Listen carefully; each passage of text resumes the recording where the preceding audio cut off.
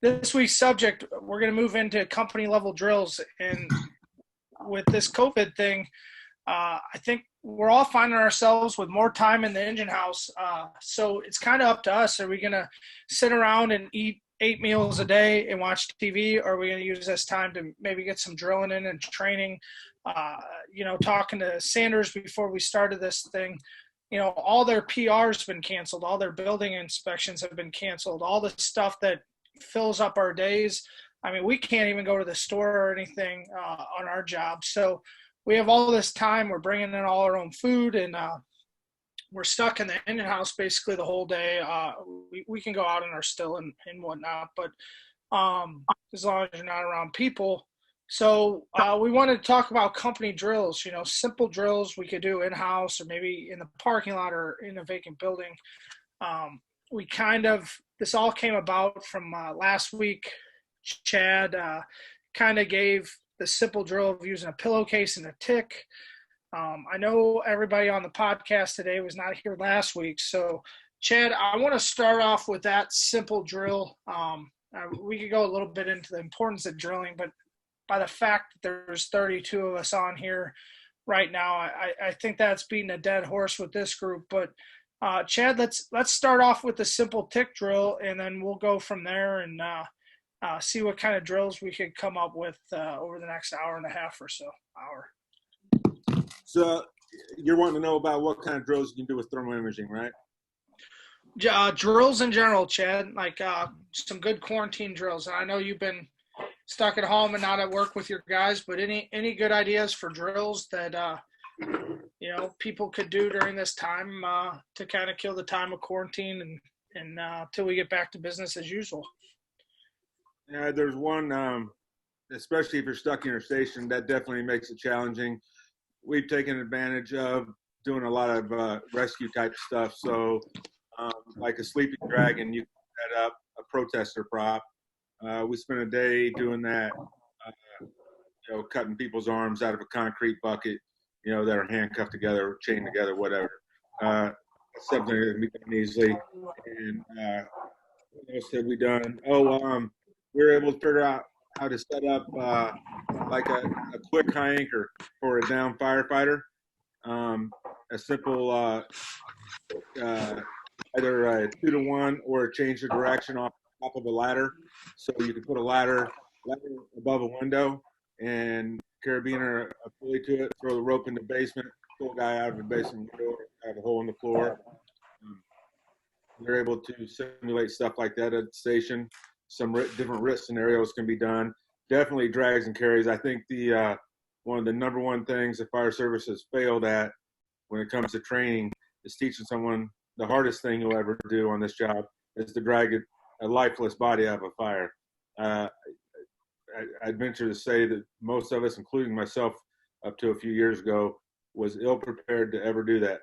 And so that's something that can definitely be done. I've gone as far to strip down nothing but my underwear in my bed at the station, fill the hallway up with chairs, and call everyone upstairs in full turnout in order to get me out of the bedroom and down the stairs. Anyway, you just got to use your imagination and what's applicable to you and the level your company's at as to how far you can take your training. But there's a few ideas there. I'm sure some other people got some more to say on it. Paul, I got one question. Did you play the senior man? Did you play the senior man card when you came upstairs and Chad was in his underwear? Did you make all them young guys drag him out? We all did it. No, it definitely caught me off guard, but we all participated in it. It does bring a different element to it. It's really hard to simulate a complete lifeless body. I mean, as hard as we really try to train, all the mannequins and everything that we get, it is really hard to simulate a true lifeless body. Just trying to get your grips in and everything else and not dropping somebody. I mean, even guys around the station, they want to lay there lifeless, but the muscle rigidity is still there and it still helps out the situation. I mean, we try our best at what we do, but it's just going over and over and over and over and repeat the technique So when we do actually have somebody that's lifeless, hopefully the techniques that we practice on work, and they have. So, but no, I didn't pull the senior man card. I could just see RC. Nah, you young guys drag them out. I'm not doing that. So, big departments, senior man's almost like a rank, and you get your own privileges based on that. The awesome.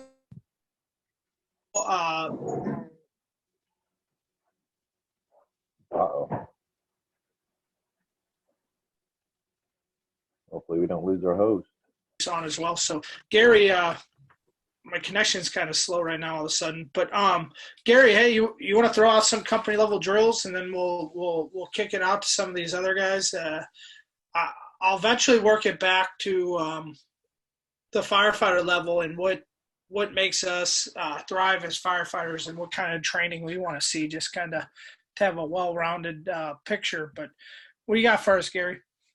One of the biggest things that we talk about a lot of times, and it doesn't matter, whatever your primary job function is, whether it be you're on an engine, a truck, or rescue, or whatever, or you're on a unit that you don't have designated companies. What's your basis fundamental of what you're required to do on the job? Whenever everybody wants to get into some of the more technical aspects of it, and again, if you're on a rescue or something, that's a little bit more applicable to what you do. But if you're on an engine company, if you can't deploy your line properly, then that's what you need to constantly be training on. Going upstairs, going downstairs, going to the rear of the building, the inch and 3/4, the 2.5. You've got all of those things. If you can't do your fundamentals efficiently, then that's what you need to be spending the most of your time on, and not. One of the things sometimes that becomes a little bit more of a challenge for people is find different places and different ways to do it. Create problems for yourself, because whenever you have a training session, that's where you want to screw this up. And by screwing it up, then you create a avenue of problem solving. So as you go through and you're doing your practice, you're doing your drill, and all of a sudden your line doesn't deploy effectively, then what we need to do is come back and practice doing that, and it helps us to solve that problems. If you're having a problem with throwing ladders, going out and get the fundamentals of throwing ladders. Don't just throw them on where you have a flat parking lot. Practice putting them on inclines, grades, which a lot of this stuff Jared could go in a little bit more detail of. But the biggest thing that I found that where we lack in the fire service is being extremely comfortable and intimate with our fundamentals of what we need to be able to do. Even our SCBAs, you see people struggling at the front door putting on their SCBA. Practice putting on your mask, without doing that, kneel down and taking a prayer in the front yard. Look up, get your head up where you're looking at your building as you're putting your mask on. Practice doing stuff with your gloves. Actually, one of the things that I have found myself to be, get another spare set of gloves where you can do everything with a pair of gloves on. Even if we're doing some type of a training, starting a piece of equipment, keep your gloves on, because if you become comfortable with doing stuff with your gloves on, then it becomes second nature to you. You see guys all the time whenever you're doing training drills. And one thing I started kind of doing is we were doing drills and trainings in house. Let guys watch, because then they kind of see what other people are doing. And you'll notice one of the things, especially when you start getting into grit drills or really get somebody uncomfortable for some reason, and it seems like the first thing they do is they start shedding gloves. Their gloves are coming off.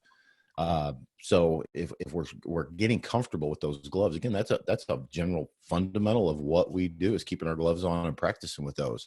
So I think it all comes back to, what is your baseline fundamental?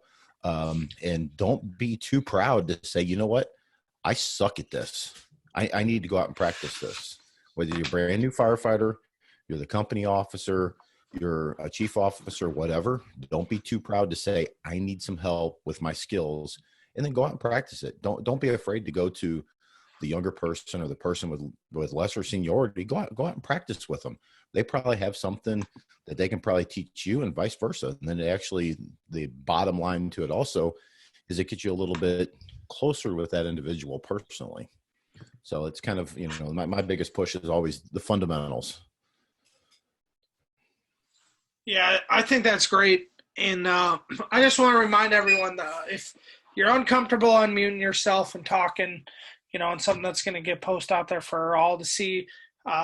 Tim Schultz runs our chat board, so go ahead and fire away your questions there. He'll make sure we get them answered on the air. I think the most important thing we could do is get good at working with firefighter gloves on. You could come off the truck with them on, and really you should never have to take them off. I will kick this to Chad in a second because I know he's done some interesting modifications. Those guys on Rescue 9 there in KC have done some interesting modifications to make it faster, but I'm at least a firm believer in masking up with your gloves on. No matter what you do, it's going to be a lot quicker, at least with one glove on at the minimum. And the best way to practice that is come in the morning, and when you do your morning check, put your coat on and your hood and practice masking up. And also the tank's on your back while you're checking it, and you're not developing muscle memory where you're sitting there staring at the tank and everything's opposite what it's going to be when you have it on your back. It just takes a few weeks of doing it 10, 15 times a day when you do your morning check on your SCBA. I know when I first started it, for whatever reason, some of the departments I worked at, the driver would check everyone's air pack, on my department. And since then, because we've lost guys due to SCBA problems, as a big factor in that is everyone checks their own tank. And if you're not checking your own equipment and your SCBA in the morning, that's a pretty big problem at this point. But back to the whole point of getting good at masking up with your gloves on, Chad, Paul, what's your feelings on that? And I know from being there and working with you guys, teaching or being friends, that you guys have some modifications you've done to make that more efficient. Yeah. Hey, Jeff, I had 2 or 3 more things come to mind that are good drills that we enjoyed. So I'll answer that, then I'll throw those out there real quick. And really, I think most of fire service has they've evolved through the videos and the training I've seen, where we're pretty much on board with the same thing. I used to cut a hole in my hood so it fit up tight against my neck and it hung on my face piece.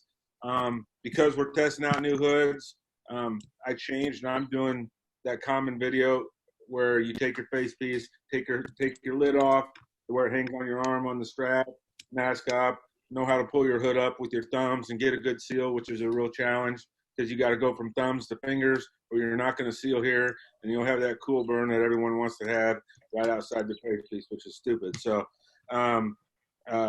other than that, like gauntlet gloves they used to issue us, they wouldn't give us gauntlet gloves, so we'd cut it off because we had the thumb deals. So we would cut the gauntlet off, leave a piece of leather, just a lot of little stuff that really people need to figure out. They need to play, like you said, do it every day, figure out that little stuff for themselves. Hopefully we're here to keep them from getting the detached retina from the flashlight hanging on their chest and the major stuff. But you learn by doing it. One thing we found when it came to proficiency with masking up, with your gloves on, blacked out, we found a room in the station that was zero visibility. We'll take 4 or 5 air packs in there, mix them all up. A couple of them will be empty.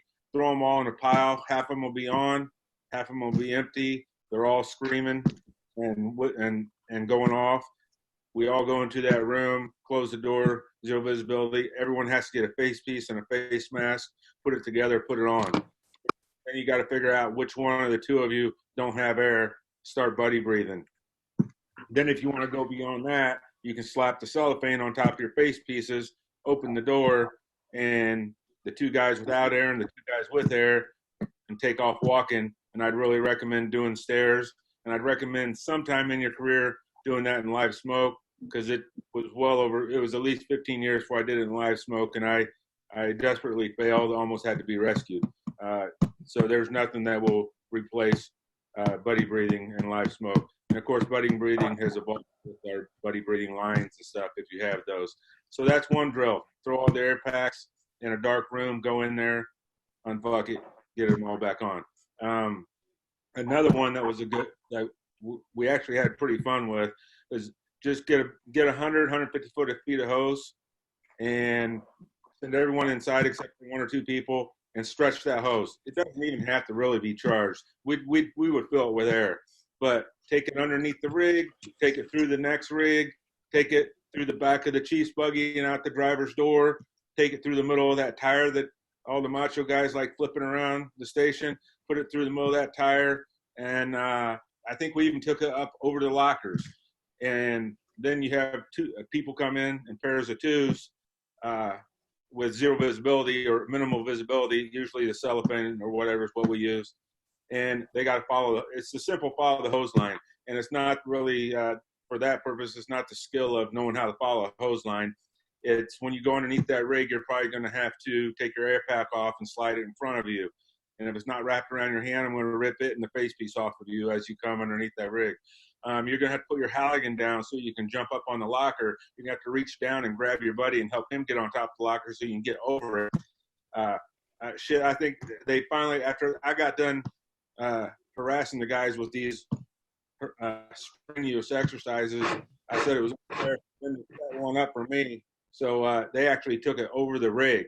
And we got a call before I could do it, but I think I would have been able to do you would have been able to do it, but it'll really build confidence and get you where you can take all your equipment on and off, where you feel comfortable with your tools, and you got to work with your partner if you're doing it together. One last drill I can think of. There I am. I gotta go over here and show you. I forget where I heard this from, or got this idea from. One of these things that they measure distance with. This goes out to, I don't know, like several hundred yards, several hundred feet. You could take this, and especially for a younger guy, you roll it on the ground, and it tells you where to go. There it is. You roll that around, and it tells you how it tracks the distance without having to lay 100-foot tape down 2 or 3 times. It real easily does the distance. So, yeah, it'd be great to go out in the field and do that if we're not all quarantined. But you can do that in the station, especially for a new guy, and decide, are you starting at the curb or are you starting at the front door? How far is it to the kitchen? How far is it to the chief's office or the captain's office? How far is it to the back door? Because there's an attached building. This is our only entrance. So it's a good way to try to determine stretches and engine through. All right, somebody else go. So along that note, Chad, without take you off spotlight, but Yeah. I've seen people do the same thing with little twine. They get 200 feet of twine because without going too much into engine ops, the bread and butter of the American Fire Service is 200-foot, 1 3/4, 1.5 pre-connects. I mean, that's what we do. So estimating the stretch is almost like a lost art. And I'm sure we could get that into other podcasts, but the wheel, like you said, is great for, a company officer can be like, hey, how far do you think it's from point A to point B? How much hose do you think you'll need? And, you can actually get real world numbers to see what the stretch is. Or I've also seen companies use like twine or rope, and they mark it off every 50 feet, like 1 3/4 hose or 2.5 hose, and they take that places and they stretch it, places they can't stretch actual hose line, and use that as a drill to estimate the stretch, which is kind of a lost art in the fire service, if you ask me. But because at least my department, we're pretty reliant on 200-foot, 1 3/4 pre-connects. That's what we pull off time and time again. So if you don't make an effort to practice the stuff you do once every 10 years or maybe once a career, when it's time to actually estimate the stretch and make longer stretches, you're not going to be prepared for it. I did want to go back to what you were talking about. If you ever get a chance to mask up unknown in a hostile environment, I want to throw this to Big Juicy because I think there was a lot of lessons learned. This is an anniversary. This week was the anniversary of a fire where a couple guys in your engine house, right, Big Juicy, obviously before you were on the job and all that, they got jammed up. I think we can say at this point they made a couple mistakes that we probably wouldn't make today, taking the elevator to the fire floor, but they were instantly put in a hostile environment, and really being able to mask up with your gloves on in a shitty environment, as Chad was talking about, became the difference between life and death. So, Juicy, I'd love to hear beings where you're at in the house where this happened. Kind of explain the story and tell us why you think that drill is important. Yeah, absolutely. So I'm assigned to NG7 downtown Memphis. April 11th, 1994, we lost 2 firemen to the Regis Tower fire at 750 Adams. That's an alarm we make at least once a day. That particular day they made that call, I think they said they made that alarm 30 times in the last 10 days. Automatic alarm came out. This time they actually had a job on the 9th floor of a 10-story building. Not to blame or point fingers, but they were ill-prepared, very complacent. It was 2:30 in the morning, so a lot of things were stacked against them in the way they were operating. And 2 civilians and 2 firefighters perished in that fire. And it's changed some things down here for sure. But me being a new guy that rides out of the same firehouse and the same seat that those guys lost their lives in really makes an impact. Their name's on the side of my pumper, and I want to keep their names honored and remembered why they gave the ultimate sacrifice. So a couple things that I've been doing. We have a brand new guy in our house. He's had 3 shifts, and then our whole house got quarantined for 14 days, and we go back tomorrow. So it's been fun kind of training a new guy, showing him a few things. But we've been doing some driver's training for another guy on the rig. And one thing I want to be when I'm working is the guy they can count on, whether it's bumping up to drive or getting moved to the truck or whatever. So I'm always a big component of knowing the job in front of you. So we've been doing a lot of driving. And one big thing working downtown is spotting FDCs. Can you spot the rig where it's only a 50-foot section, or do you park where it's now a 65-foot stretch? Getting proficient on everything we do, whether it's an alarm, turn that alarm into training if it's a false alarm. Walk those stairs, see those stairs, are they return stairs, scissor stairs. Take your high-rise pack with you and stretch it. Then you get to stretch your pack and you get to reload it. You made a nice little drill out of a call that got you out of the house since we're kind of quarantined right now. And you can do all that work technically on a call. So, and then usually when you get an alarm, it kind of gives you an all-access pass to that building. So do a little exploring, do some recon. Recon is huge in our job. If you can, grab one of those measuring wheels like Chad brought up and figure out if your 150-foot hose pack will reach to the center of that building from the standpipe stairwell. This is stuff you want to know before that building is on fire. And that's what kind of happened, the Regis fire, ill-prepared to an alarm they went to all the time. So get out there, turn that call into alarm if it's just a false call, and don't be afraid to do it at 2:30 in the morning either. That's the thing. We train all different times. Calls come in all different times, so train in the dark, train in the daylight, and be prepared to work. That's what it kind of comes down to. That's awesome, Juicy. I just want to make that huge point for especially people that have ladder trucks or quints or whatever you got. When you go on these automatic fire alarms, are you throwing ladders? Or you putting your outriggers out? Positioning like it's on fire, treating every run like it's a fire. That's some good advice. We got a couple other company officers before we turn this into a firefighter level thing. Kelly Foster, you're a company officer. What are you doing with your guys? Some good drills, tips and tricks. Love to hear from you.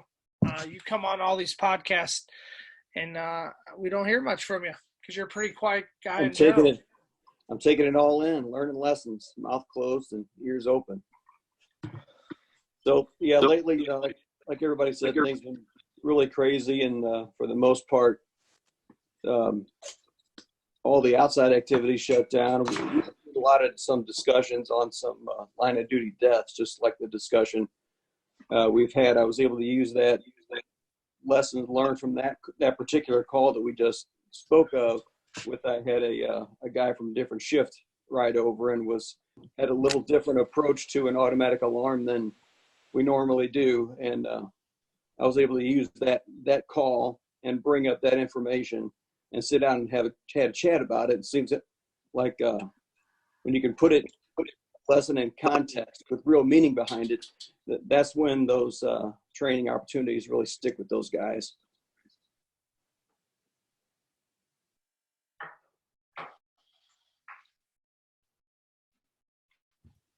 But I think that there's a real opportunity out there now to, since we're kind of all stuck inside, to really research all these line of duty deaths. I mean, there's, through the fire service history, almost every day of the year, there's been a line of duty death that's happened sometime throughout our history. And it's easy to kind of sit down and kind of look ahead and see when your shifts, the dates are, and kind of line those dates up.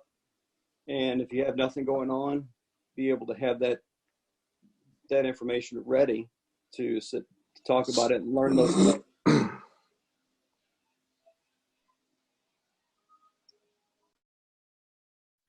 We just lose Jeff altogether. I think so. And one of those things, and I think kind of go back, Chad was talking earlier on something with masking up with your gloves on and everything else, sliding the helmet down over the arm. That was one of those things too, that whenever you start to practice that and messing around with that, you'll find that most of your standard SCBA straps, sometimes that can be difficult to do. So you might have to actually, look at your equipment, what you're carrying. There's ways to modify it to make it to where it's more proficient for us to use. You might get the longer or the longer helmet strap. Makes it easier to slide down over the top of your arm and then actually bring it back up over your face piece. So whenever you're doing some of these trainings, something as simple as go out and practice putting your gear on that a lot of times we take for granted, go out and do it. And then whether have somebody video you where you can go back, just real quick, pull out your camera that you're able to make a phone call on and take a video of it and go back and watch it and find some of the little things on there. Even with some of the stuff we found as we do training with some of our people, look at what's in your pockets of your gear and why do you carry that and why do you carry it in the manner that you do. Don't just throw a bunch of shit in your pockets because that's more stuff that you have to lug around and carry around. What's functional to carry in your pockets, and do you carry it in your pockets in a manner that you can get it out? Go back to what Chad was talking about earlier, getting that totally darked out room to where, and then all of a sudden deploy something out of your pocket. See how much other stuff might fall out. Used to see people all the time when you go to training classes, people would carry a piece of webbing daisy chained in the bottom of their pocket. And you get them in a darked out condition and tell them, well, deploy that. And they had no clue. They would sit there for 2 to 3 minutes trying to get a piece of webbing out of their pocket. It's not functional like that. So go back whenever we start talking about stuff with fundamentals, go back to your turnout gear and all these things that we're kind of talking about. There's ways to modify to make it where it's a lot more user friendly for what you're trying to accomplish. Hey, when it comes to the webbing, you hear me? Yeah. Am I on? Yeah, you're up. Okay. When it comes to that webbing, Paul and I got to use that. Had to use that for that line of duty death we ran a while back. Anyway, I think we were both fortunate that we practiced with it, trained with it, and we both settled on. And this isn't the end all be all, but basically about 20-foot webbing with a knot tied permanently in each end, and hooked onto a carabiner that's unlocking. So that way, when you just stuff it like a rope bag into your pocket, find the middle of that loop with the beaner in one hand and the end of the 20-foot piece, which is going to be 10 foot long, shove that down in your pocket till you get to the beaner, and then clip the carabiner inside your pocket, but on the edge. So the carabiner is on the outside edge of your pocket. You can find it with a gloved hand, and we did, and Paul did. He was able to reach down there, grab his carabiner, pull it out, and it's already in a loop. Now, if you want to girth hitch it, you just take it within itself. If you need 20 foot, you can manipulate that with a gloved hand to get one knot off that carabiner, and you got a straight 20-foot piece if you want it. It gives you a lot of options, and I think most options for worst case scenarios, we're going to be using it in a loop, so that's how it stays when it comes out of the pocket, and we're able to find it and get to it. Are you guys hearing me? I had to turn off my I guess hosting with 35 people or whatever, 32 people, slowing my internet down. But I have to agree with what you said. I keep mine in a loop. The only thing I do different is I actually roll it, and then I put a rubber glove on, and I keep it rolled up in a rubber glove. I still clip the carabiner on the side. You grab it, flip it out. I think most people are using these their webbing to drag people. So you may not need a 20-foot loop. Paul, Chad, Tim, myself, we also could have to use our webbing to make a hasty harness or some for some rescue operations. But there's people out there that make shorter webbing loops that are pre-fixed. Shameless plug for Jared if you're on here. With your company, you make a webbing loop that's pre-fixed. That's pretty nice. You kind of, it's a personal choice. You got to figure out what length you need for your job and what you're going to do with it, and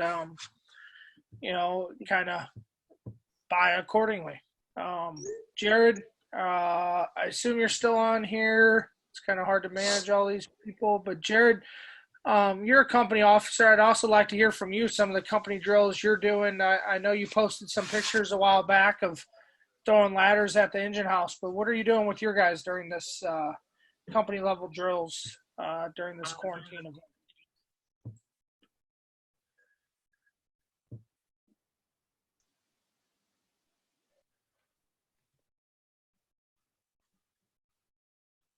All right.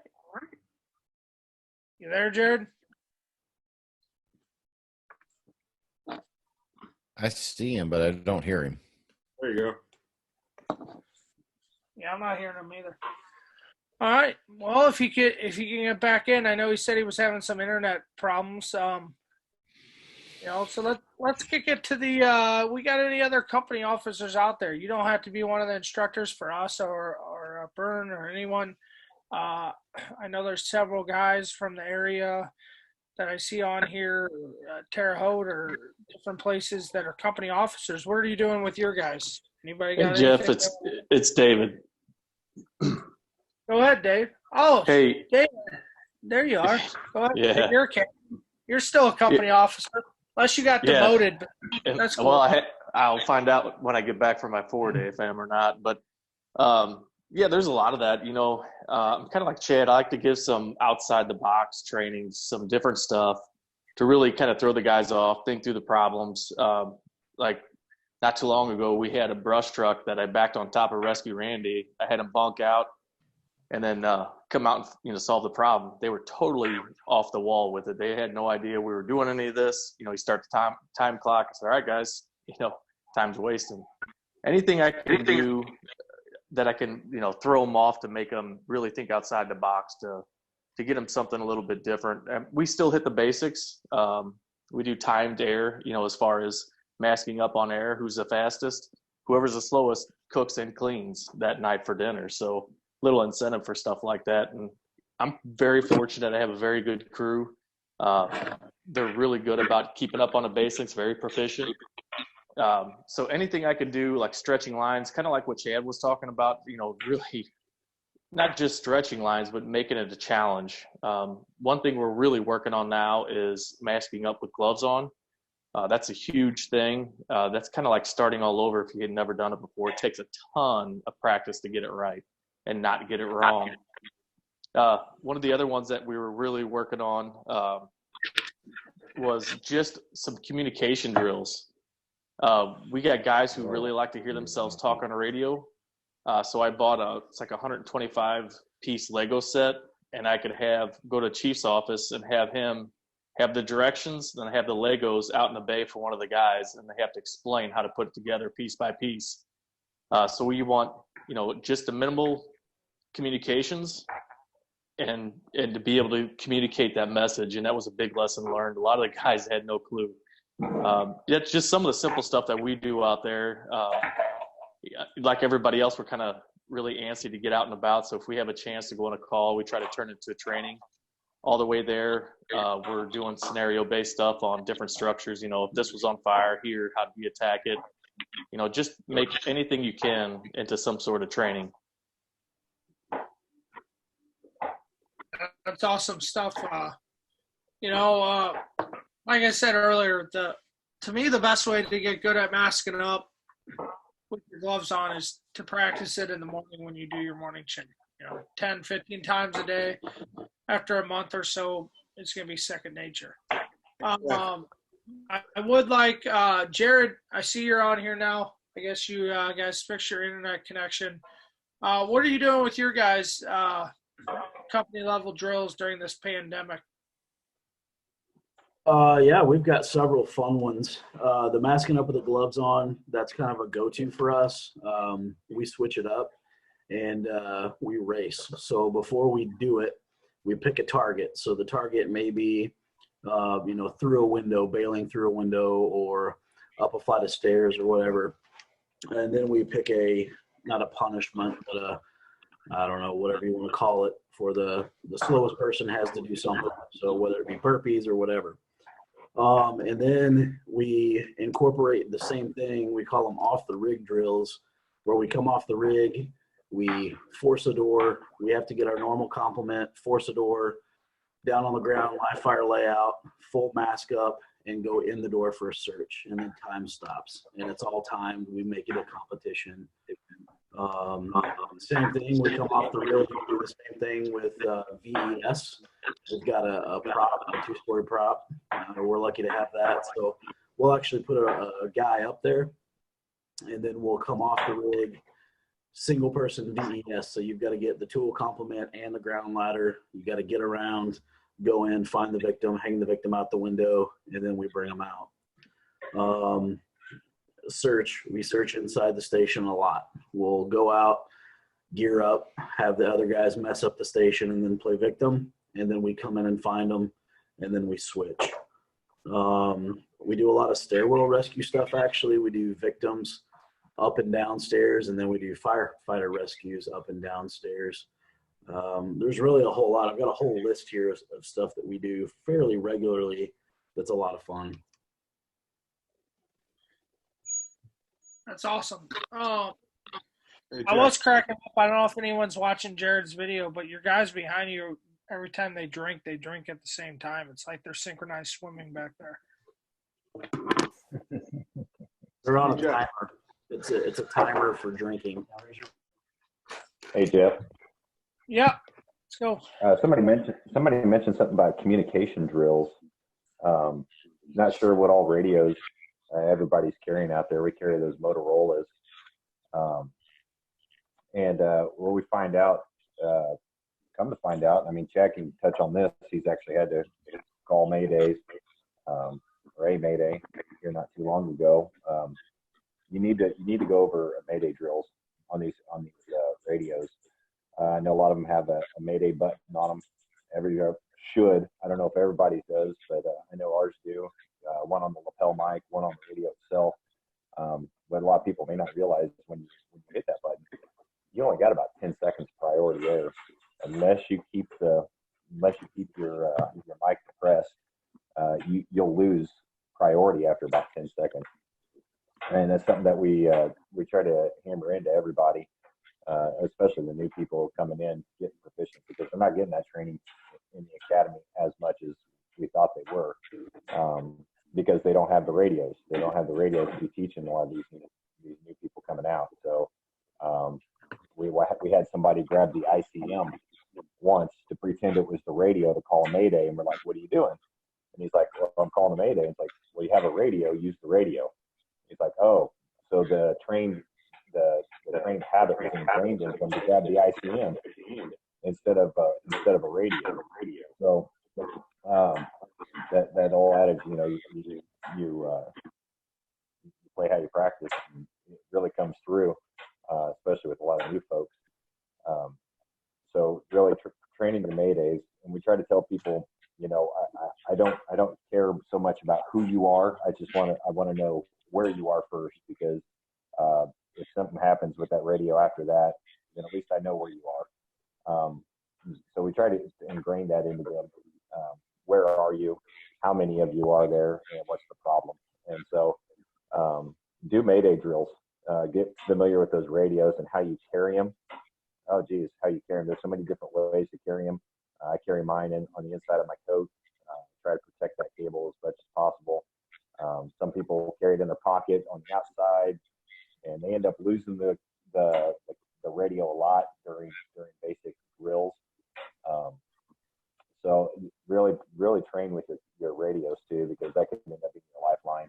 I just wanted to mention on that, just why I was here. It was just at the forefront of my thoughts, because somebody was mentioning communication drills also. So that's a great point, and I like, I'm not getting into the radio strap, non-radio strap debate. I wear radio strap. Tim rigged up something to where it's on his pants and it's under his coat, kind of like you were saying, Paul, but not a radio strap type thing. But kind of, I know it's a bit off subject, but Chad, if you don't mind, because I totally forgot about it till Paul mentioned it, but that's a good story on the importance of how you carry your radio, why you carry your radio, and knowing how to call a mayday. Because Chad, if you'll share your story, you ended up getting pinned up and stuff pretty good, to where how you carry your radio really mattered. I'll try to make it quick. So we had a house that was, if we'd have pulled up on the backside of the house, I imagine the initial report would have been fully involved. But we pulled up in front. So we do what Kansas City does great, 1 3/4 through the front door, like every fire we see. So that's what happened, even though the back was on fire from the basement to the second floor and attic all the way up. They took those lines in there as a safety officer. I did a 360. I prepared to go inside, follow the crews inside, call for resources, keep command informed of what's going on. I get to the front porch. They're not making progress. There's 2 lines piled up on top of each other, one of them flowing. We're really good at advancing lines, standing up, no matter how hot it is, and then we even turn around and run out with them. I think we need to train on getting down. We need to train on, once you open that nozzle, don't close the nozzle. And I'm speaking about my job. You don't open, close, open, close, open, close. You decide to open it, and make an attack. So I get to the front porch, spend a lot of time there. 2 or 3 guys come out. I see 2 of them stumbling, missing helmets and stuff like that, disoriented looking. I grab them, pull their hoods off. I see their ears are burned up, and they're a little startled. So I notify command, we're going to need EMS for a couple in the front yard. And then I face-to-face say, hey, we're going to need another plan here real quick, and I can't find so-and-so. So we call everyone out, and one guy doesn't come out for a while. So much time went by. I went to the pump operator and wanted him to work the pump to determine if the nozzle inside was flowing or not. And I got a blank stare. So I went back to the door and ordered everyone off the porch and said, if someone doesn't go in there, find the nozzle. And this guy, I'm doing it myself. They went in there. That guy came out. They were all good. The first lesson I learned there, and I've learned it the hard way 2 or 3 times in my career, when things don't go right, you need to completely reevaluate that structure and that fire and what you're doing, in which we did. We called everyone out, and we flanked it, so to speak, with a couple lines from the back, knocked it all down. Then we went back in. But so much burn time had happened. I don't know if I had done anything different, but that's every time I've had a house collapse kind of catastrophically, which usually they're not catastrophic. But when it has happened in a catastrophic way where it caught one of us or took one of us down with it, it's usually because we had a failed attack for whatever reason. And so we go back in with 2 lines. I end upstairs as a safety officer, making sure we have lines, communicating with command. And there was a step down into the back room. Well, the whole back of the house was added on for 2.5 stories. And after they knocked the fire down, I decided to go past that step, to open a back window and search a bed that hadn't been done. And the whole thing collapsed into the basement. You have that few seconds where you lay there. I did a mayday. Actually, I declared a mayday right away because I saw reflective gear next to me. I knew someone else was there. I knew that the main fire attack was taking place underneath me. So I was really concerned about the people underneath me. I didn't feel pain. I just felt entrapped. So I called the mayday, told them where I was, said we need to get accountability of everyone. and then started working on getting myself out. And me and the guy next to me got ourselves out within a couple minutes. Upon reviewing that Mayday, and this brings the drill in that I would do. Upon reviewing that Mayday, as I listened to it, I realized that I didn't hit the emergency button. I just grabbed the lapel mic, keyed it, and declared my Mayday. So first thing I thought is, why didn't I hit the red emergency button? And the first thing that came to my mind is I couldn't get to it. I couldn't get to the red emergency button because it's on top of my radio, right? I completely forgot, because I had never trained for it, that I have the red button on top of my lapel mic, which I was able to get to. So I've never pushed that red button on top of the lapel mic. Nor has almost anybody on my job, no matter how much time they got on. So when I realized that in my head, I took my guys for a camera drill. They all, whenever we drill, we go with full turn. I tell them to bring everything like they're walking through the door of a fire. I don't care what the drill is, bring everything like you're going through a fire, because if something's going to go wrong, I want you to learn it now. So I told them we're doing a thermal imaging camera drill. Went in halfway through, they stepped through a floor. I jump on their back. We already went to a training channel. I was like, give me a Mayday. 6 guys, nobody pressed the red button. Not one person. I did it with a couple other crews. Nobody pressed the red button. Ask them why when you're done, and most of them will say, I didn't want to startle dispatch, or I didn't think about it. Nobody's training to push the button, or at least we aren't.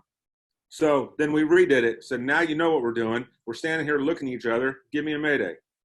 And they pushed the button. And if you didn't know this because you haven't done it, I knew how it worked. I knew that when I pushed the button, I have radio preference. But when you push that button and you get your 15 seconds, you key it. When it times out at 15 seconds, if you haven't done it, what you won't realize, that sound you get when you key it, when you press the red button and you key it, you won't get the sound. But you will get that sound 15 seconds later when it times out. And your muscle memory, your muscle reaction in 15 seconds, when you're not done talking yet, is going to make you let go of the key and re-key it. And you just lost radio preference. If you press the red button and then grab your key and hold it, you'll have it on most radios for up to a minute, depending on how they programmed them. No matter what, you'll have radio preference for a minute. You can probably get everything out you need. But that takes some training and some practice. And nobody on our job knew that. We had an after-action review of that, and I asked who had done a Mayday, and nobody had. I had asked if anyone ever practiced it. Nobody had, including all the chiefs. I asked if anyone ever hit the red button. Nobody had. And I said, I think we've identified some problems, and we've done nothing about it. So company officers can do that. But so set up another type of training, and then just surprise your guys and see if they do it. Don't without even being prompted to. Then you can go into that, into your Mayday stuff. And like Paul said, I don't even get into the acronyms anymore. If you look at it's like bailouts. When people bail out, they're jumping out head first. They're not doing the cool arm swing thing. If I'm doing the arm swing thing, I'm not too worried. When people bailing out, going head first. When they're doing a Mayday, you'll be lucky if they're not screaming. The last Mayday, Paul and I had a Mayday, and those people are in fear for their life. It's gonna be maybe unreadable and screaming. So all I want them to say is where they're at. Then if they get their shit together and they can tell us more, cool. But forget the acronyms. Just key the mic. Mayday, Mayday, Mayday. I think I'm here, or I am here. And don't even worry about anything else. They're going to tell you more. But you just want that to come out first. So.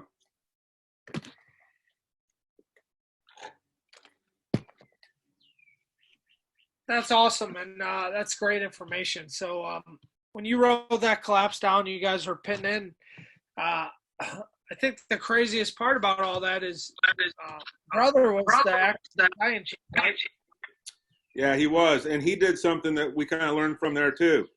He heard the collapse. I mean, everyone on fire ground can hear when part of a good amount of a house collapses, and we've had a couple Maydays since then, unfortunately.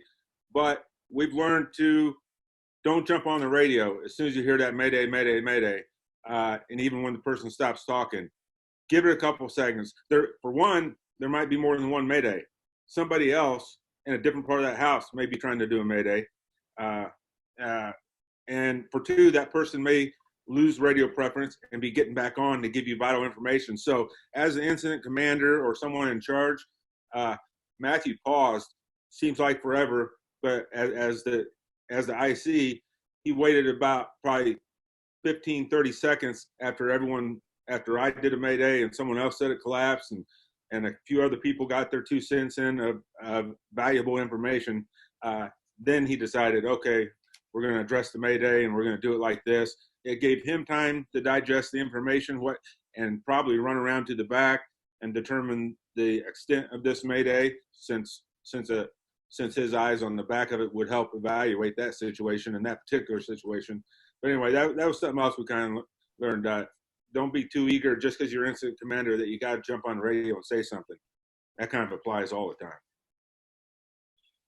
So I guess that would just fall under the category of generalized radio discipline.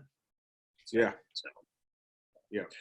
Hey, so we can kick it back to, at least in my mind, who matters most.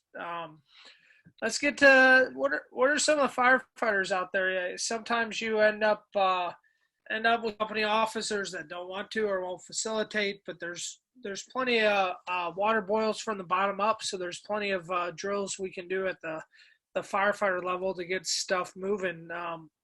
Haven't heard from my buddy Mike yet tonight, so I'm going to kick it to Mike, and let's talk from the firefighter level. What are drills you're doing, Mike, or we could do to make us better at our job?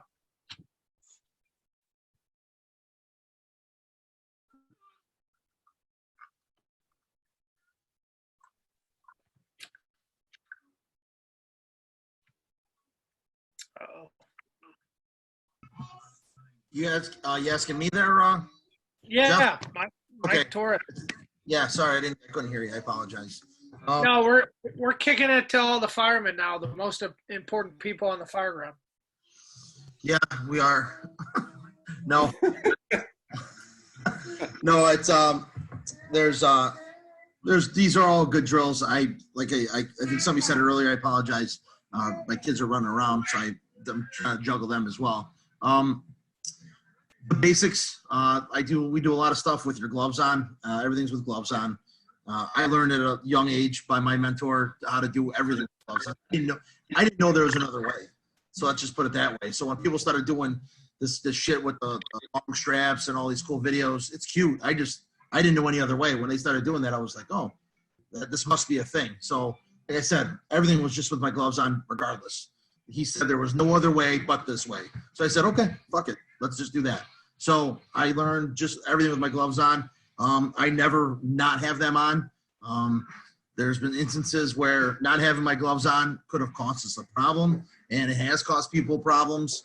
That one quick grab of raw iron to rip it off, to grab that kid or that woman kind of dangling out the window or just holding the door open, stuff like that. That's simple. I think that's something we can all work on. It's not complicated. SCBAs, we check our SCBAs every day.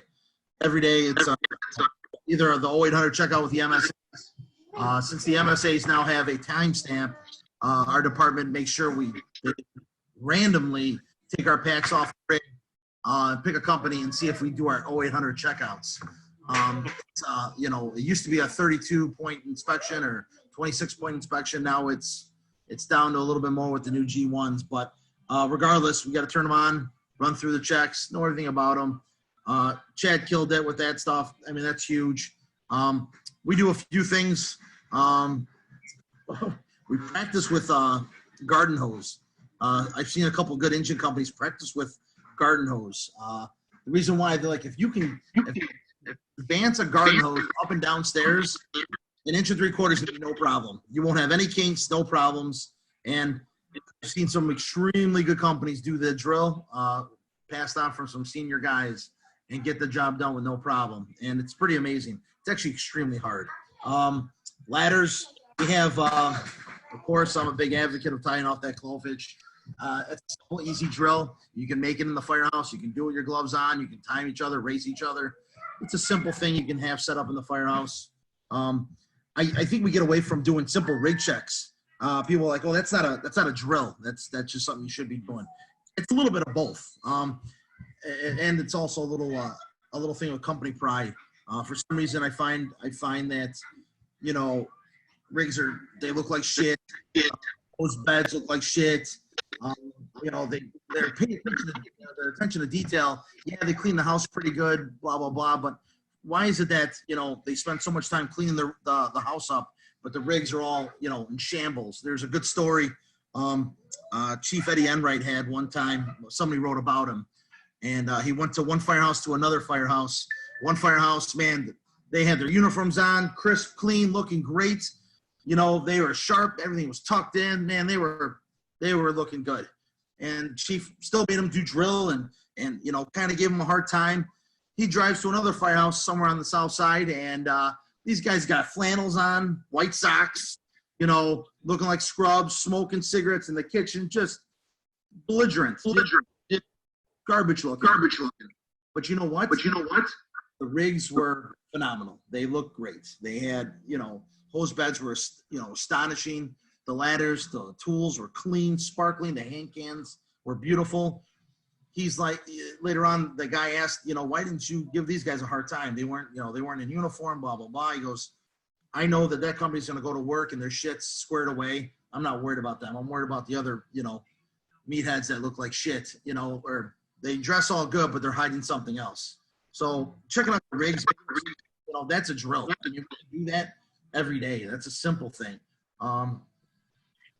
I like to do some drag and carries in the firehouse.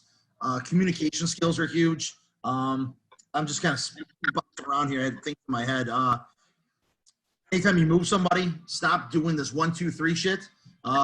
You aren't Riggs and Murtaugh on fucking Lethal Weapon, so stop it. All right. Nobody knows if I'm going to go on 2 or you're going to go on 3 rigs. Nobody knows. How about like ready, go? Have some terminology so we know, we understand, we're all on the same page. For some reason, we can't get on the same page, and we look like shit when we do it. A rip pack. These are just things I'm spitting out because it's on the top of my head, and these are simple things you can do.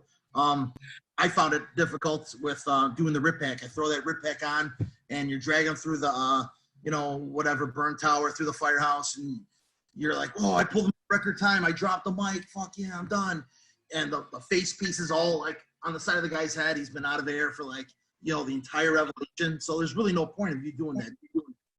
Guys, awesome, simple trick. They take a piece of paracord. They latch it on. They do like what do they call that? What kind of wrap with the paracord or with who's a rope now? Who's a rope guy? Around the fucking with Jesus. Brusick? Yeah. Yeah, that's it. Thanks, Chad. Sorry. You just fucking go around it, and then you tie. That's on the hose on the face piece. So when you're dragging them with the rip pack, you're dragging the rip pack, which is attached to like their coat. So you're pulling their coat, and you're not pulling their face piece.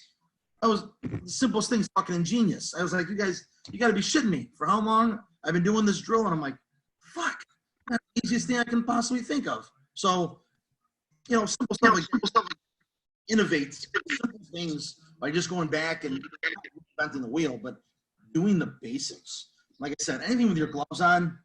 Oh, I'm not going to, like you said, I'm not going to get into the whole radio strap deal. I'm a big advocate of wearing my radio strap. I wear it underneath my coat. I have one of those little janitor things. But I'll tell you what, fucking, I can't stand it. And this is just a pet peeve of mine because I know our guys do it. They wear it, and this thing is like a limp, like just kind of like dangling like this, just bouncing all over the fire ground, like so, all willy-nilly. They're like, oh, I know where it's at. I'm like, yeah, that's great. I know where it's at. But I've been calling you for like 5 minutes, you know, or the chief's been telling you to hold the roof, or hey, chief's been telling us to get out. The reason why is because it's direct radio. Have it close to your ear. I can hear everything coming through my ear. I'm a little deaf in this ear, but it's just a little food for thought. We gotta be a little bit more professional when it comes to things like this. Like something that, just like a soapbox. Radios, having them dangle, not having control when you really need them, and be real very good at using them with your gloves on is kind of huge. I mean, you should know what radio channels are, where you're at. I know for ours, Maine's 1, 2's Englewood, all the way 4's Fireground. I know every municipality is a little different. I get it, and I understand commands have to have 2 radios. They got to monitor this frequency with that frequency. I get it. In my part-time job, I totally understand that and respect that. That just means you have to be that much better for doing that. You know what I mean? I'm trying to think of something else. Drag carries, RIT. Those are some other ones. Some other ones will come to me as we talk. But I don't ever like any in-house drill, especially now with what's going on. Keep them simple. Your everyday bread and butter, simple stuff.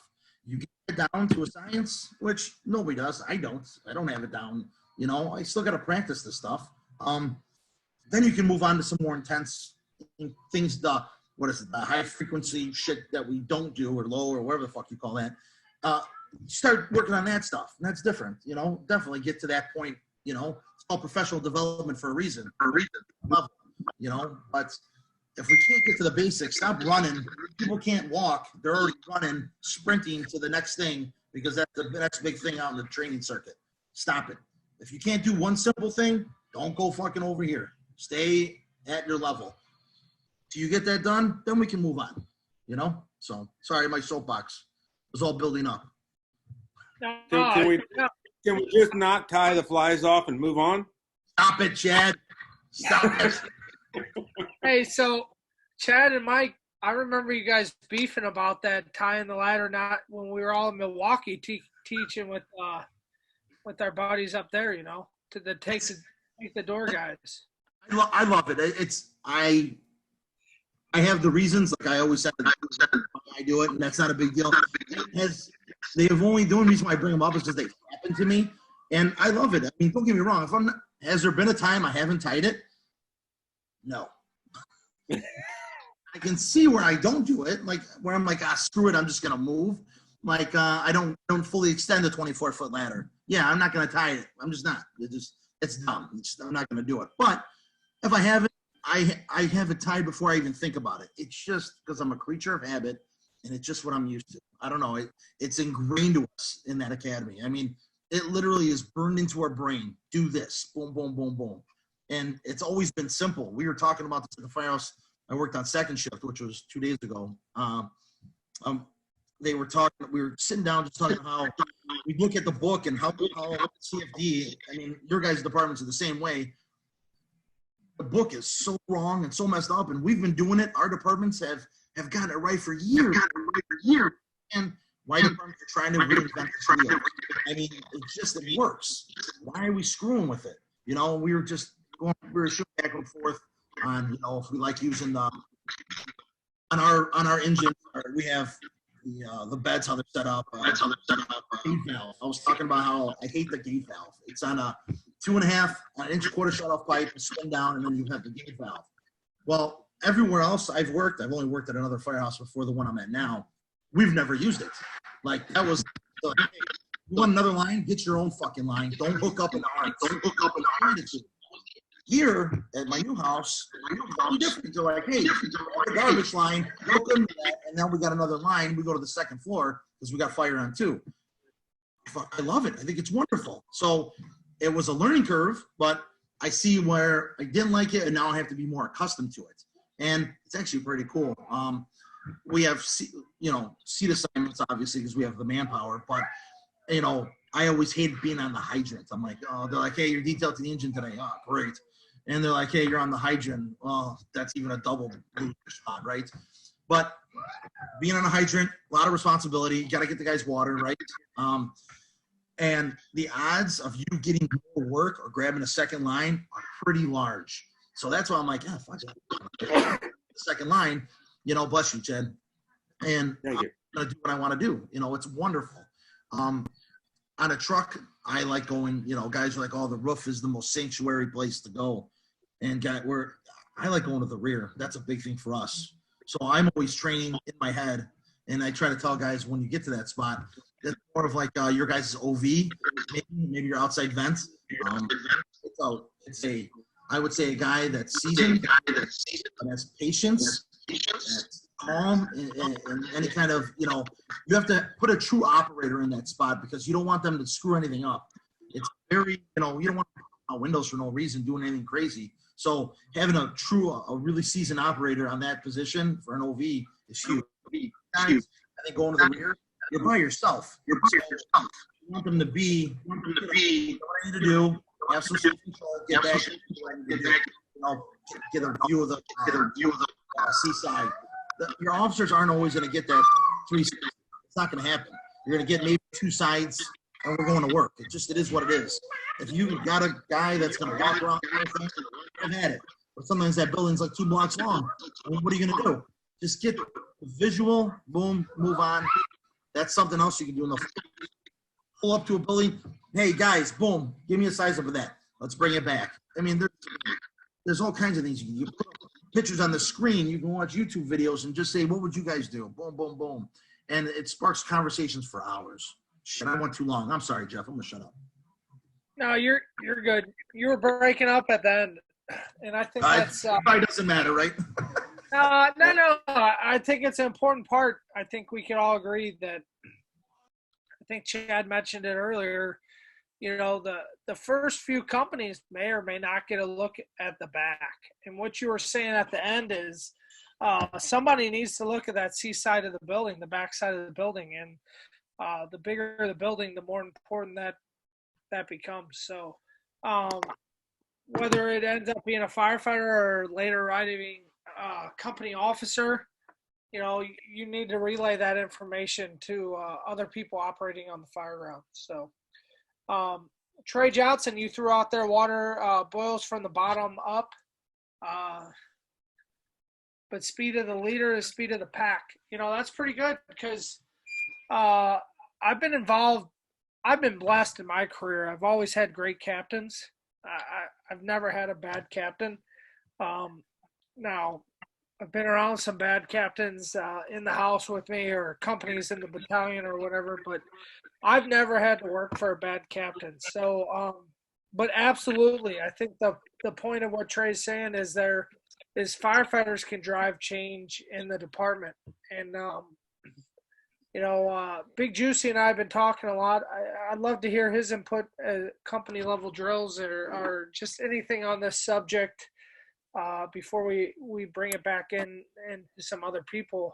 What are you guys doing down south, Juicy? You doing anything different during these times, or what's your input on from the private level, firefighter level, company level drills? You know, we've been trying to just hit the basics. Like I said, we got a brand new guy to our company. He's got 3 shifts in, so we're just going over, you know, we catch a high-rise alarm. This is the pack you're taking. This is how it works. Let's break it apart. Let's repack it. Here's how it deploys. Stuff we can do on the bay floor. One thing I want to kind of touch on real quick is I think Dave talked about timing his guys and that sort of thing. You have to have that clock running, maybe not for competition, but if you say, hey, I need you guys up to the 8th floor to stretch this line, you need to know how long it takes you to walk up 8 stories and stretch that line. It might be 6 minutes, and in your mind, it's going to be 2 minutes. Oh, I can do this real quick, whatnot. If your chief is giving you, hey, you guys got 5 minutes to get this taken care of, or we're pulling you out, and the task takes you 7 minutes to do, you need to have that in the back of your head and be realistic about it. I see so many times in training, and Chad touched on this too, is we're taking a line in and we're opening the nozzle, shutting the nozzle, moving around. You got to spray water to put fire out. Keep that line open, keep it flowing. And in training, you got to do that because you're going to find out some of these guys might not have the grip strength, the technique, whatnot to hold that line open for 2, 3, 4, 5 minutes while flowing water, which it takes to get that fire out. So those sort of things, take the drill and make it complete. Don't just stretch a line and open the nozzle and say you're done. That's when the real work starts. So take that time to figure out what your time to get that task is and apply it to the task you're given over the radio. That's stuff that you have to have in the back of your head as a firefighter and as an officer. We get a lot of detailed officers in right now with all the pandemic scares and people off sick and whatnot. So if you got a guy detailed into a high-rise company and he's not used to working high-rise, you're the firefighter has to tell him, hey, Lou, this is going to take a couple minutes to get this job done, just so you're aware, you know. Don't be afraid to kind of explain your knowledge to them when the time's appropriate. Don't question their authority, but you might be the expert on your company now if you're the only one assigned there because everyone else is detailed in. So be brave enough to have that knowledge and express it as a firefighter. That's where I think a lot of people will find that transition from just a private new guy to the senior man to an acting boss. So take all that knowledge and keep it tucked away, but don't be afraid to share it to the new guy in the company or a detailed officer, whatever it may be, so you guys are still performing at your peak performance. And, we can all blame whoever, it all comes down to personal accountability. Like, I can blame my captain or this captain where it's subbing, we call it subbing, or, there's a captain in an overtime, that shouldn't make or break your company. If the foundation is there and you get an overtime captain in, riding the seat, or, either your company's good and the members of the company are going to take pride in what they do and train and drill to get to the level they need to be, or they're not. Like, it shouldn't matter who's in that seat. I take a beating because I said to my captain, who's great, I said one time, like, hey, we're all kind of our own captains type thing. And all I meant by that is you got to take responsibility for your own actions. And if you have a great captain, and Chad, it sounds like you're driving your guys, taking your clothes off and making them search and all that, like, that's fucking awesome. And, my captain pushes training and all that stuff, but there's a lot of captains out there, or lieutenants, wherever you work. We have all captains on my job, so that's what I know. But, when you get there, you push that, and you can hold on. So, hey, look at everyone. Look who came in here. Mommy have that uniform. No. We're live right now. She obviously gets her looks from her mother. Yeah, absolutely she does. But she woke up from her nap. So my point being is, you got to be your own person. You know what you need to know. You know what you need to do. And either you're going to work to get better or you're not. So I think the whole point of this conversation is getting better at what we do and coming up with company level drills. And I'm a firm believer, and I didn't make this up. It was all from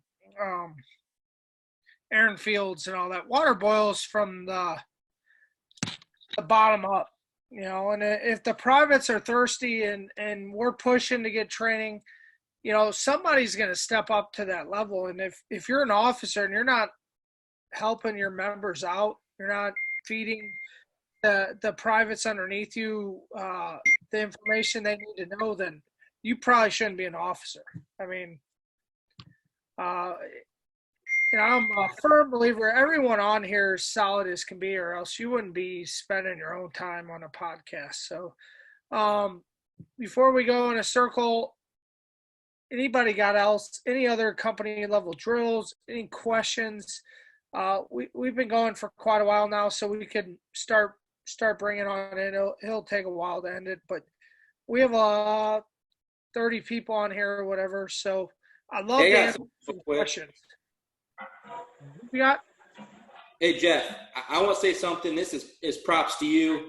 This is one of the first times I ever met you. We were doing a training at the lake, and you kind of took a guy that was struggling and took him under your wing and partnered with him to force doors all day. And I think that's a big part of the job that we all have to do, is take care of each other. And you see a weak link, whether it's on your crew, your department, at training, don't be afraid to take that person and help them out. I think there's some mantra out there that you got to be the best and always be working with your A team or whatnot. But we're a crew in general. And when you did that, it showed a lot about who you are and your passion for training, and pass that along. And I don't want guys to forget why we're here and what we're doing, So props to you. And that's why I think you're a good person to lead this, and not trying to fluff you up. But that was very humbling to see that. And that's what I think this job's all about. So I can speak for – I could see all the names. I assume you guys could see it too. I could see everyone on here. And I think we're all in here to make the job better. And I can speak for St. Louis, where Tim and I work, and I just want to leave the job better. That's why I go teach classes. That's why I lead trainings. And, it's good to come on to stuff like this because sometimes you can get beat down for caring. A lot of people don't, and it is what it is. But, yeah, I hope at the end of the day myself, Engine House Training, I could speak for them. I could speak for O'Byrne. I think, we all just want to leave the fire service better than we found it. And I'm a firm believer that, the privates, the junior guys kind of drive the direction of the future. The captains and the chiefs and the lieutenants, the people above us are only going to react to how we present ourselves and what we want to know. I mean, anyone got a different perspective, something different to add? I can only speak for my limited experience where I am, but if a bunch of privates come up to our captain and say we want to train, he's going to make it happen. Hey, Jeff. Yep. Jeff. Hey, one thing I've learned is that sometimes I hesitate to even say this, but you could be over aggressive with training. You can wear guys out, so my expectations are just, in general, a couple, an hour or two a day to make ourselves better at something to do with the job, on top of taking care of the station, doing paperwork, CEUs, whatever else, cooking, everything else. If I can just get an hour or two from those people. But sometimes, you have new guys, and there's a big learning curve. There's a big catch-up, if you get someone right out of the academy. So I think it's beneficial that maybe not your whole company needs to spend 2 hours learning how to mask up. When you already have 2 or 3 competent guys. So as a company officer, I think that also comes into play for developing new company officers. And it's very hard for me to do. You can ask my guys, but I'll ask one guy to teach another guy something, and then I got to go lock myself in the room, or I will interfere and step all over that guy as he's trying to teach something. But I think that develops both people in doing that, and it gives guys a break. Not everybody needs to be out on the apparatus floor training for 6 hours of the day. Anyway, that's something to keep in mind. We'll break it up. We'll get a new guy. I say, hey, you're going to do this with him for a couple – that new guy's going to be busy all day long. But, he's going to be busy with this guy for a couple hours, this guy for a couple hours, and these 2 guys for a couple hours, and then maybe I'll have them after dinner. And that way not everyone, who's got 10 years on the job, who put that kind of time into training already and have a certain proficiency level, they don't need to do that. They can spend some time, cleaning up their bunk room, studying for the next promotional exam, or smoking the ribs. Yeah, and I can't speak for you, Chad, and I can't even speak for my captain, who's pretty similar to you in a lot of ways. But he wants all of us, Tim included, to be where he's at. Like, if you're not empowered as a company officer, if you're not empowering your guys to train or teach when appropriate, or move up and advance, I mean, you're kind of fucking all the people under you, and that's kind of opposite of why you got promoted in my mind. Not really to get too far away from the subject, but it went where it went, and that's kind of my opinion on it. I'm obviously not a company officer, but I've worked around some good ones, and they all seem like you, Chad, and Gary, and there's a bunch of you on here. They want to empower the guys underneath them to get better. So, one of the things we really haven't talked about too much today, and Chad kind of started alluding to it with your new guys, whenever you get that new guy in your crew, you may have to refocus a lot of your training to really upon that person, depending upon how your academy's set up. I know everybody that's on here, there's a little bit different, whether it has, your city academy, and it's based around your procedures and what you do within your organization. Kind of like within our area, county academy, it's basically a separate run institution that whenever these people are coming out of it, they know nothing about your organization. So whenever they come into your organization, they don't know any of your procedures. They don't know any of your SOGs. They don't know anything of how you function. So you have to essentially go back and retrain the person. The other disheartening thing that we're starting to see in a lot of these training programs is when you go to some of them to help with whatever class it is, you're seeing the faces of the people that were in like 1 or 2 classes before them. So all of a sudden you have this new person that was in 2 classes before them that are now teaching the brand new people. But what do they have as far as experience coming in of what they can teach them? What they're teaching them is directly out of a textbook. They can stand up there and recite the textbook, but they're not giving them anything as far as any real field or any real life experiences of what they're going to see whenever they go out there and actually have to handle an emergency. So essentially, whenever we're getting some of these new people, depending upon how your system is set up, some are a lot better than others. You're having to retrain them whenever they get there. So your company training's focused kind of around your new guy.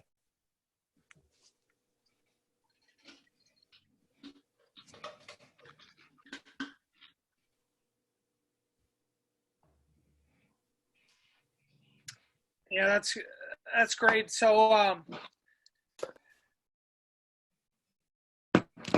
so before I got a lot going on with text and all that. We've been going for a good amount of time here. I'd like to open it up to like some questions and answers to people out there. And I know, Tim, you posted something, so I'll kick it to you, Schultz.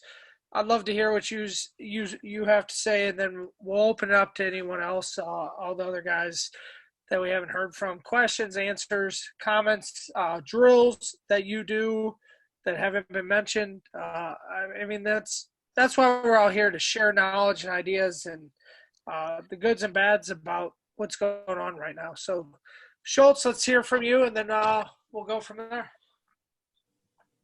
I've just kind of been taking a couple notes as we've been going through all this stuff. One of the things I thought of that I don't think anybody's mentioned yet is, we take lines off and we throw ladders and we do all this stuff. Forcible entry. Once you get some of that down, you can trim down the space you have to work in. So now we're trying to throw ladders, but we're trying to throw them in a gangway with power lines. Now we're doing forcible entry, but we've got some objects behind us and we've got some other tighter constraints that we're working in. Same thing with leading off lines. Rather than pulling lines in parking lots and doing things like that, now we can work on doing those in loading docks or in the engine house with some obstacles and some things like that. So those are some great ways that you can take what you're already doing and try and operate within some tighter constraints. When it comes to the drags and carries, dragging a guy across the engine bay floor is one thing, but dragging a guy over actual obstacles, dragging him over, I think I lost my.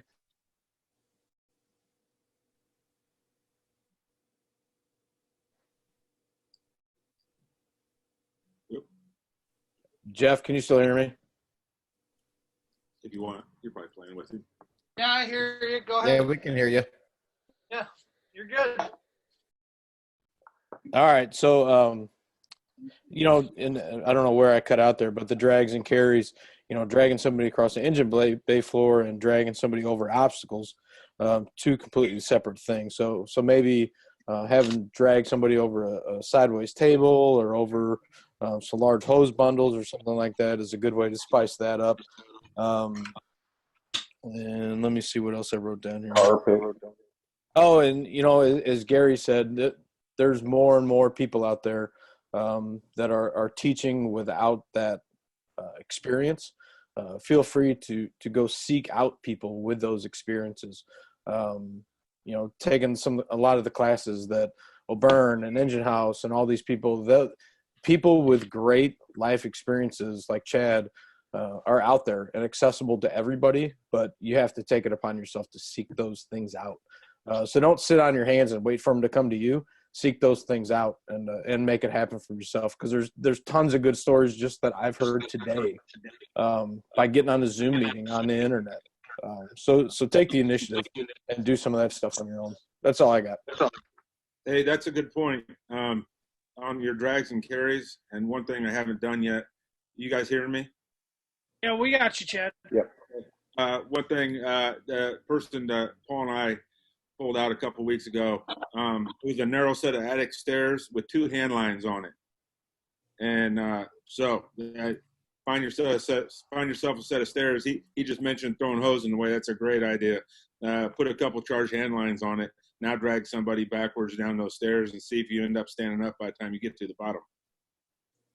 No, I couldn't agree more. And Chad, I mean, we had mentioned this, but next week we're gonna come back. We're trying to get you, Paul, Juicy, the other burn guys, and I want to do search next week, and part of that's going to be victim removal. We can get more in depth into that next week if we can make the schedule work. But I think we've covered a lot tonight, and it's been really today. It's been really, really good. So I do want to, before we totally wrap up, we have a lot of people we haven't heard from tonight that are watching and have made it this whole time. So anyone got any questions?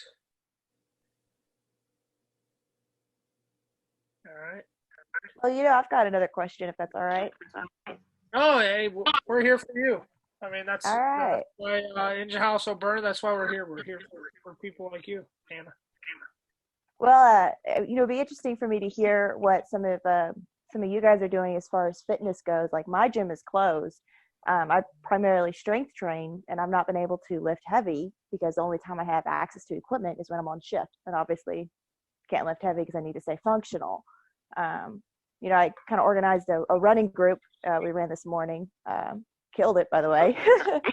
And anyways, I'm just interested in knowing what some of you guys do if you're not able to maintain your normal fitness schedule.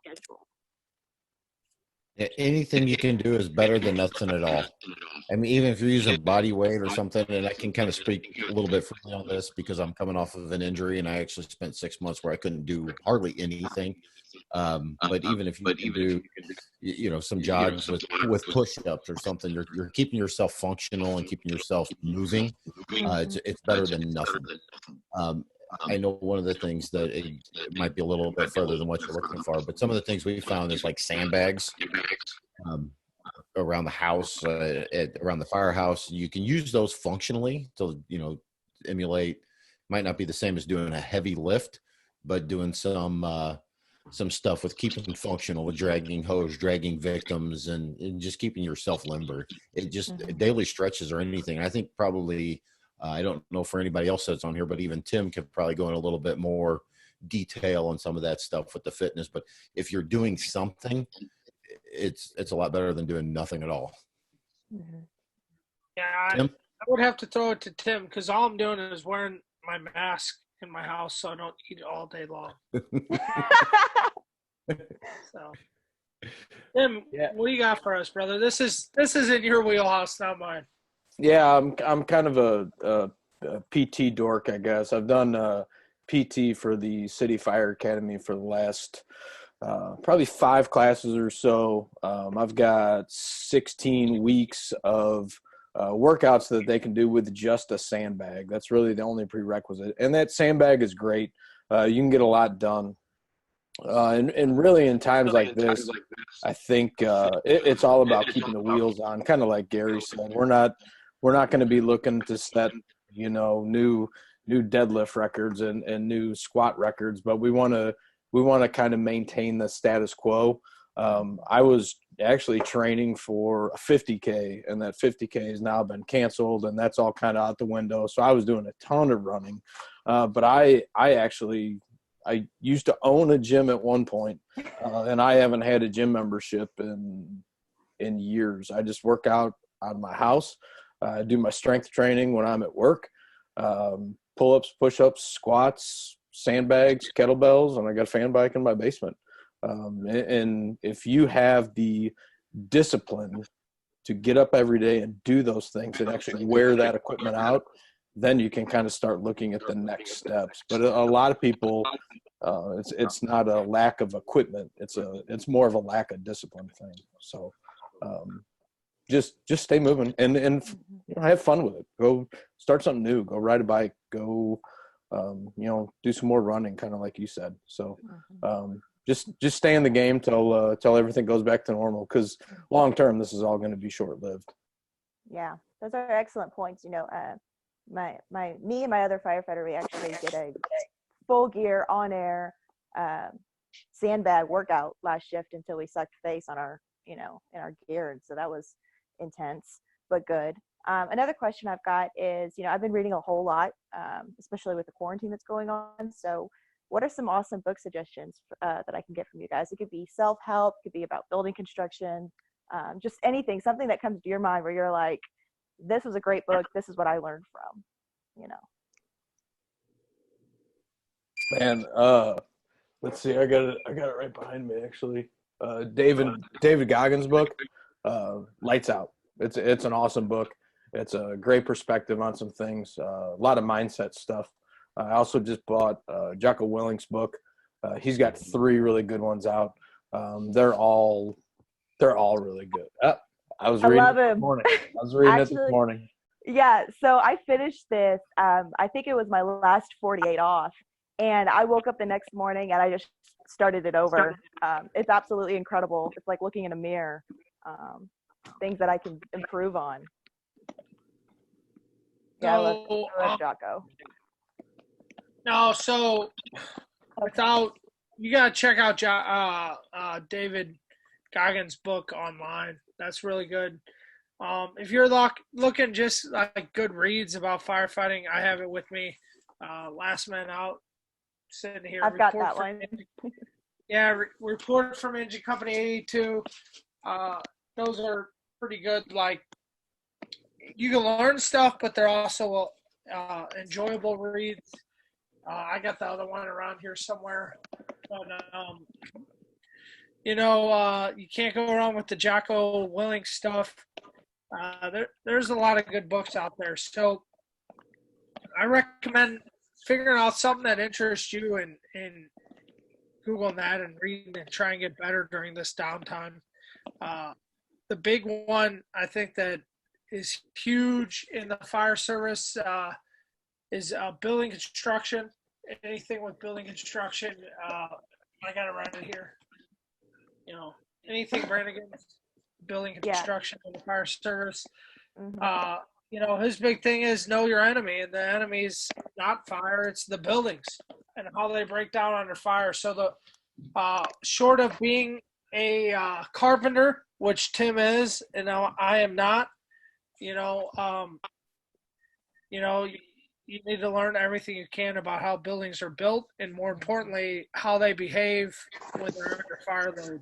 So that would be the books I would recommend. How about you guys down there, Chad, Paul, you guys in Kansas City on the west side of the state? What are you guys reading? Hey, Jeff, we're rescue guys. We just do audiobooks. I'm right there with you, man. That's the best thing ever, especially David Goggins. Otherwise, we take a nap. No, I've been. I've read most of those or listened to them. I use my time. This ties into working out. I've got up to where I'm doing like 3 to 5 miles almost every day, and I will. Got tired of listening to music for that amount of time for an hour every day. So I started listening to Goggins and that stuff, and then I've started downloading audiobooks just to try to feel like that's my time. That's my time for my brain to get away and do nothing, and I feel like it's more productive that way, listening to some of that stuff. And then to touch on your point on the buildings, absolutely, I was fortunate enough to be a roughing carpenter for several years, and I realized the value that has on the fire service, my role in the fire service. I try to take that on to everyone else. You kind of got to be able to get out and see it, get familiar with all the different types. But the biggest danger I see for us in the fire service is the new construction, for one, that most of us are aware of, whether you're a carpenter or not. But 2 is that all these older neighborhoods that a lot of us who work in inner cities are comfortable fighting fires in, heavy timber construction, older balloon frame stuff. We know the hazards. We know what we're dealing with. I'm starting to see those a 3-story heavy timber and masonry building, and they ripped the roof off and they put those, lightweight, whatever you want to call them, silent floor joists or something up there. So when our roof guys get up there on this working fire and they think they got all kinds of time, they got nothing holding them up. So the mixture of different building constructions is what scares the hell out of me. Besides the new stuff, but we go into that knowing that's that line of duty death we had a few months back. That was not knowing the building. It looked like a ranch house. Ended up being like a double wide mobile home that was really nice. Put on a foundation with a void space underneath the foundation. So it was beams on top of beams on top of beams, big void space, fire boiling with particle board flooring and 2-foot centers. So when you fall through that floor, you're going all the way to the basement like he did. Then I doubt they knew their building construction. I didn't until I took a good look. I did a full 360. We already had one guy down. So I wasn't going in that building until I did a full 360 in this situation because multiple attempts had already been made and things had gone wrong. And that's when we identified the type of structure. So anyway, I think I touched on the stuff that came to my mind with what you said. No, I appreciate that, Chad. And down the line, I think next week we're going to do something. We might take a couple weeks come back and do some Brit type stuff, and that'd be an appropriate time for that. But, here's the thing with books. If they don't interest you, you're not going to read them. Like, if it's not something that's important to you, you're never going to read. If it's something you like, something that's interesting, you'll read the whole thing in a few days. And if it's something that's assigned to you or pushed on you, you may or may not read it or just hit the cliff notes. So at the end of the day, like, there's a ton of good stuff out there, but I think you need to kind of reach out and figure out what you like to read. And I'm with you. I started listening to all the tape, or I listen to Jacko's podcast a lot. That goes more into depth in books, and there's a ton of stuff out there that's not even fire service related. Jacko podcast, for instance, talks about these SOG Chronicles, which is about the special forces guys that did the Black Ops in Vietnam and stuff. And I read it because it's interesting to me, and I'll read it all. And it's got great leadership lessons. Someday I hope to be a leadership in my organization. God willing, I will be. But either way, it's going to be a benefit to the people that are around me because I can learn from that. So find something you want to read it, and stick with it, finish it out. With that being said, we got some other comments in here. I'll read them, but does anyone else have any other questions?